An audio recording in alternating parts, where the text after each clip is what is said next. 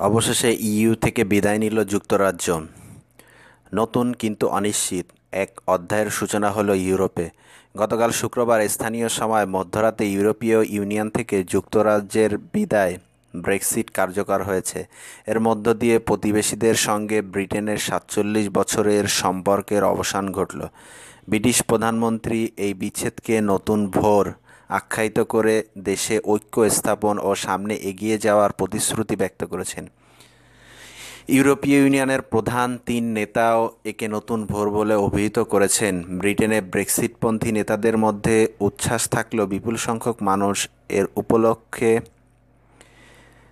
এর বিপক্ষে থাকায় তাদের প্রতি সম্মান দেখাতে আড়ম্বরপূর্ণভাবে দেশটিতে ব্রেক্সিট উদযাপন হচ্ছে না।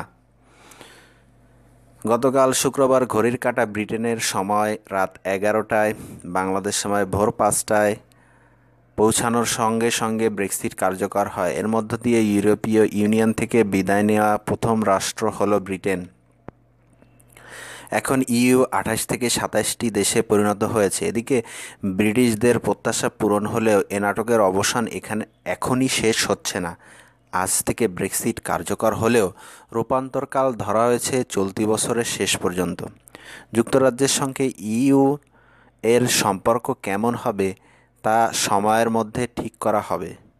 আগামী 11 মাস পরবর্তীকালীন সময় বা ট্রানজিশনাল পিরিয়ড হিসাবে বিবেচিত হবে।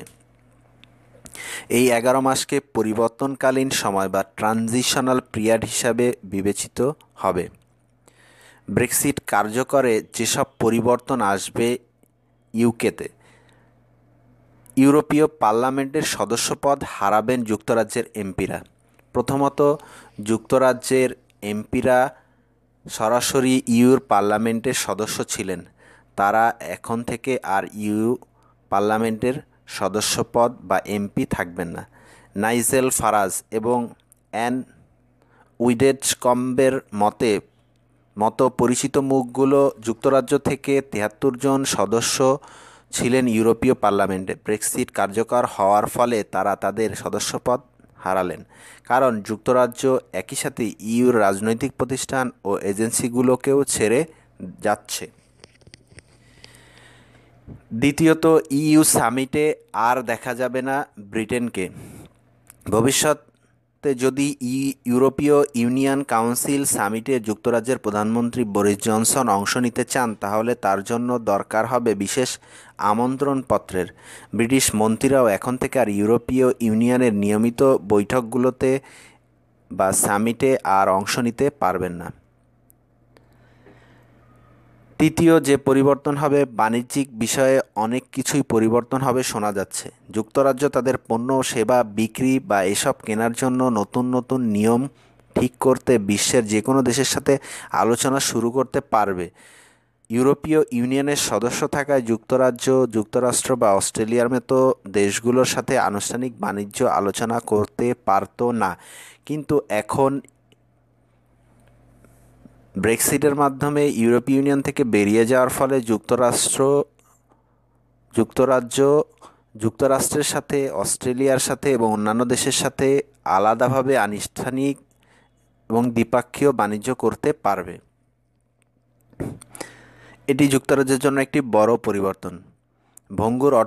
যুক্তরাজ্যের ভঙ্গুর অর্থনীতিকে চাঙ্গা করার জন্য এই ব্রেক্সিট সিদ্ধান্তের মূল কারণ এই বাণিজ্য সুবিধা নেওয়া। যুক্তরাজ্যের পাসপোর্টের রঙও পরিবর্তন হবে। 30 বছর পর নীল রঙের পাসপোর্ট আবার ফিরে আসবে। 2017 সালের এ পরিবর্তনের কথা ঘোষণা দিয়ে তখনকার অভিবাসন মন্ত্রী ব্র্যান্ডন লুইস দেশটির ঐতিহ্যবাহী নীল ও সোনালী ডিজাইনের পাসপোর্টকে আবার ফিরিয়ে আনার কথা বলেছিলেন। এই পাসপোর্ট প্রথম ব্যবহার হয়েছিল 1921 সালে, তবে বর্তমানে যে পাসপোর্ট রয়েছে সেটিও বৈধ থাকবে। আরও একটি পরিবর্তন হবে ব্রিটেনে, সেটি হচ্ছে ব্রেক্সিট কয়েনের উদ্ভাবন। প্রায় 30 লাখ বিশেষ কয়েন আসবে, যেখানে 31 জানুয়ারি এবং লেখা থাকবে piece, prosperity and friendship with all Nations. তবে এই কয়েনকে ঘিরে মিশ্র প্রতিক্রিয়া তৈরি হয়েছে ব্রিটেনে। ইতিমধ্যে এক পক্ষ ইতিমধ্যেই ঘোষণা দিয়েছে তারা এই কয়েন বর্জন করবে। সরকার একই ধরনের আরেকটি কয়েন আনার পরিকল্পনা করছে, সেখানে উল্লেখ থাকবে 31 অক্টোবর, যে তারিখে প্রকৃতপক্ষে ব্রেক্সিট কার্যকর করার কথা ছিল। পঞ্চম যে কারণ বা পরিবর্তন আসবে তা হচ্ছে বন্ধ হবে যুক্তরাজ্যের ব্রেক্সিট ডিপার্টমেন্ট। ইউরোপীয় ইউনিয়নের সাথে যুক্তরাজ্যের যে বিভাগ আলোচনা চালিয়েছিল সেই বিভাগটি বন্ধ হয়ে যাবে। 2016 সালে সাবেক প্রধানমন্ত্রী টেরেসা মে সময়ে এই বিভাগটি চালু হয়েছিল। সামনের দিনগুলোতে যুক্তরাজ্যের নেগোসিয়েশন টিম হবে ডাইনিং স্ট্রিট অর্থাৎ প্রধানমন্ত্রীর অফিস ভিত্তিক। আরও একটি পরিবর্তন, সেটি হবে জার্মানি কাউকে যুক্তরাজ্যে প্রত্যার্পণ করবে না। জার্মানি কাউকেই যুক্তরাজ্যে ফেরত পাঠাবে না। সন্দেহভাজন অপরাধী যদি কেউ যুক্তরাজ্য থেকে পালিয়ে গিয়ে জার্মানিতে আশ্রয় নেয় তাহলে তাকে ফেরাতে পারবে না যুক্তরাজ্য, কারণ জার্মান সংবিধান অনুযায়ী ইউরোপীয় ইউনিয়নভুক্ত দেশ ছাড়া অন্য কোনো দেশের নাগরিককে প্রত্যাবর্তনের সুযোগ নেই। এছাড়া যেসব পরিবর্তন আসার সম্ভাবনা খুবই কম সেগুলোর মধ্যে অন্যতম হলো ভ্রমণ। অন্তর্বর্তী সময়ে যুক্তরাজ্যের নাগরিকরা ভ্রমণের সময় ইউরোপীয় ইউনিয়নের লাইনেই দাঁড়াতে পারবেন। ড্রাইভিং লাইসেন্স ও পাসপোর্ট পরিবর্তন, এগুলোর বৈধতা অব্যাহত থাকবে। পুরাতন এবং নতুন পাসপোর্ট এবং ড্রাইভিং লাইসেন্স দুইটাই ব্যবহৃত হবে। ইউরোপীয় ইউনিয়নের স্বাস্থ্য বিমা কার্ড, এ কার্ড দিয়েই যুক্তরাজ্যের নাগরিকরা রাষ্ট্রের স্বাস্থ্যসেবা পেয়ে থাকেন এবং অসুস্থতা কিংবা দুর্ঘটনায় চিকিৎসার ক্ষেত্রেও প্রযোজ্য হবে এই কার্ড। এছাড়া ইউরোপীয় ইউনিয়নভুক্ত অন্য দেশে বসবাসরত যুক্তরাজ্যের নাগরিকেরা রাষ্ট্রের পেনশন সুবিধা পাবেন। এছাড়া আরেকটি পরিবর্তন না আসার সম্ভাবনাই আছে, সেটি হচ্ছে ইউরোপীয় ইউনিয়নে বসবাস ও কাজ।